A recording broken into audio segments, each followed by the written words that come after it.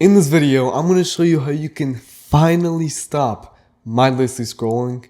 When you're stuck in these kind of ruts where you're just scrolling for 10 hours on end, which is where I used to be, by the way, you get mindless. Like you feel this, maybe even right now, where your brain just feels like mush, like it's slop, like it doesn't even exist anymore. It's like, people call it brain rot, right? The term. But it's real. Like you feel like your brain is just rotting away slowly. And in this video, I want to help you get out of that as soon as possible. And a little about me first. I'm Anthony, and I've been a procrastination coach for the past year. In that time, I've learned a ton of lessons, and so I'm in the best shape I've ever been. And my clients have gotten excellent results. After I finally stopped scrolling, especially stopped being mindless, that's when I saw the biggest results. It wasn't even that scrolling was my problem. It's that being without a mind, being mindless was the problem. And there's really short-term and long-term solutions, but they all stem from the fact that mindlessness is the opposite of presence. If you're present, you will not scroll. I guarantee you. And so, all of the solutions I'm going to give you, I'll give you 5 solutions.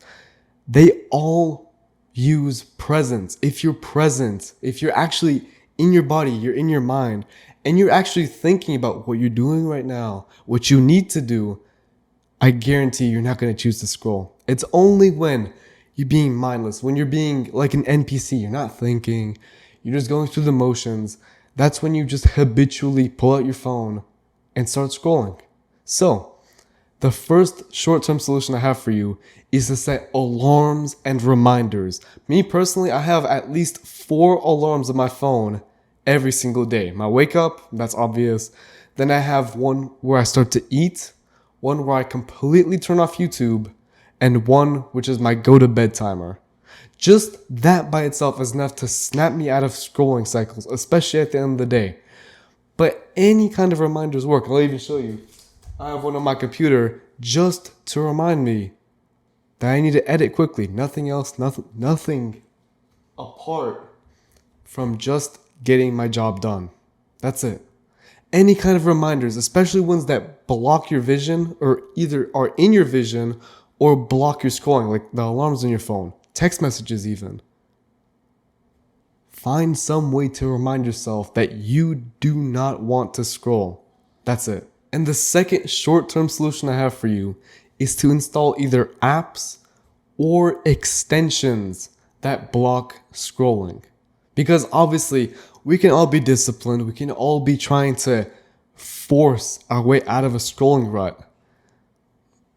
If you try to force it, it's not gonna happen. Like you've tried to stop scrolling before. Where did that get you? You just need to cut the problem at the root source. So whether you scroll on your computer or on your phone, which most people do, you can install an app. So I'll give you an example. When I was first starting to get out of this scrolling rut that I was in for multiple years, probably spent thousands of hours on YouTube just scrolling and scrolling, I installed an app, and the app is called Screen Zen. I'm not affiliated with it, unfortunately. Screen Zen is just a free app I installed, and all I did was I clicked block YouTube. And just to make sure I didn't mess with the app, to unblock it, I put a 10-minute timer on there. So anytime I want to change it in the settings, I have to wait 10 solid minutes. That by itself was enough for me to get so much more progress done, get so much more stuff done, because I physically couldn't open the app. Same thing with your computer. If you were struggling with a certain website or app, just block it, get rid of it, because the value that you're getting from the app or the website isn't worth you scrolling. Having to waste multiple hours of your life that you will never get back is not worth a single app. I promise you. And the third short-term solution I have for you is to have your task list or your schedule in front of you on paper. This is really close to the first short-term strategy, but It's so much more helpful than just a simple reminder. Having your task list on paper means that anytime you look at it, you're reminded of it. Again, very simple, straight to the point. Now, this is the fourth solution, and it's actually the first long-term solution. This might take a week to implement, but the results are worth it. The first long-term solution I have for you is to build a routine that excludes scrolling.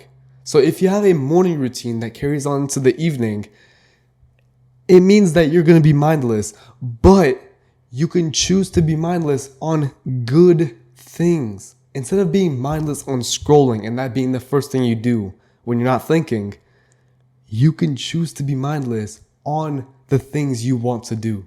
That's the power of a routine. You can be completely mindless, bored, tired, and you'll still do your routine.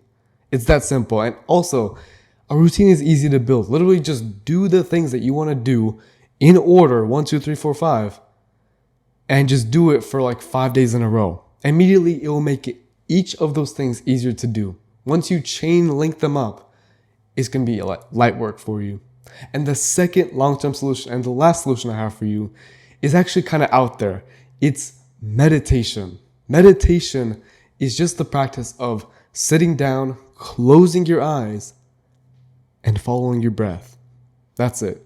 Anytime you get a random thought in your head, what you're going to do is acknowledge it and go back to your breath. That's it.